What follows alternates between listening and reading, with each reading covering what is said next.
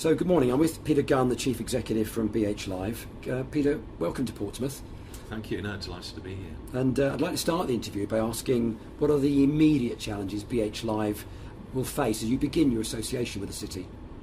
I think immediately it's tempting sometimes to get up to speed very quickly and look ahead over the next 2 or 3 years, but the first thing, most important thing, is just to make sure that it's business as usual, that we step in, we make sure the staff are happy, the centres are well clean, safe, and we look after our customers and develop that very quick relationship and association with our, what will be, I'm sure, very loyal customers. The next stage is then to look at investment and how we can improve, get more people active, get more people involved in the services that we offer. Fantastic. What experience will your organisation bring to Portsmouth? Those who don't know BH Live that well, what experience do you bring to the city? Well, we operate high quality sports and leisure and cultural venues, Bournemouth, across the southeast. They are high quality, they're very busy, so we're very experienced operators, but I think it's more than that. We like to think that our bit of a USP, if you like, is that we don't just operate in a siloed area of sport and recreation, which is very important, but also we run events, we get involved in conferences, exhibitions, catering, and bringing all those things together, we see it as sort of the BH Live experience rather than in silos, if you like. So we do an awful lot, we do it well, but if it was one USP is that the whole is greater than the parts in terms of what we can offer. Fantastic. And I understand the contract's for 10 years, therefore is there a strategic vision yet? There is. I mean, I think it's. I mean, there's lots of things we want to do. There's an investment plan that we've agreed with the council. Some of that will involve direct investment into the Mountbatten Centre, improving customer access, investing in the catering, putting children's activities in there. We're looking to develop the Wimbledon Centre and do a health and fitness extension there. And there's discussions around the pyramids and other centres.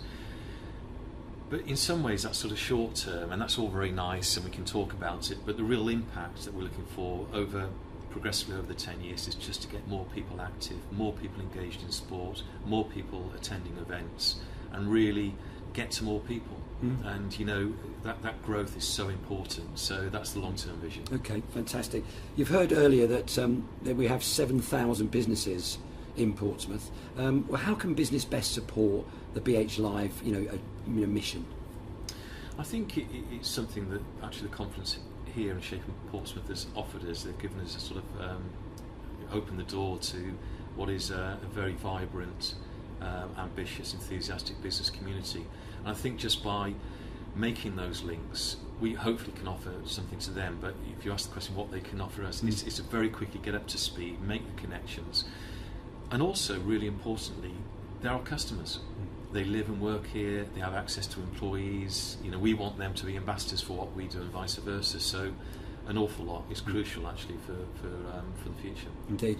We obviously have around 200,000 residents in the island. You heard earlier that 6,000 of those are not in employment today. So are there any programmes that you run specifically for inner city type, deprivation areas like that? We do. I mean, it's a whole range of things we offer, from customer service and programming and marketing. We have things ranging from GP referral schemes to get people who are inactive or suffering from ill health into physical activity. We offer highly discounted some programs for certain groups. From an employment point of view, certainly in other areas of work, particularly Bournemouth, we have a relationship with the council in terms of looked after children, for example, and giving access to services, and crucially opportunities for young people to get into employment. And we're particularly keen to work with the colleges and educational organisations that provide opportunities for 16 to 19-year-olds, those who wouldn't necessarily choose full-time education, to get them into the workplace. And that's where we'll be offering MPQ programmes, modern apprenticeship programmes, work experience, all those things. And if we can just feed a small percentage of those people into the industry all the way through, give them sustainable employment, I think it's a success. Indeed, fantastic. And finally, Shaping Portsmouth, as you know, is very keen to work with you in the coming years. How do you see us bringing value to your partnership? I think it's the links and networks that we spoke about, but just the work streams.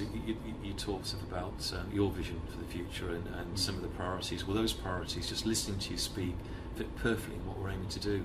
Whether it's business, community, health and well-being is a key area. So we can't do things alone. We can deliver the services, we can look after people when they come to the centres, but for me that's a given. It's how can we step out and really promote things and go up to the next level. And I think one of the ways is to agree joint goals and objectives and work together. And once you have that common goal, it's far better working with others than doing it alone. I think that applies to all walks of life, and definitely in this situation. Very true. Peter, thank you very much indeed. Thank you.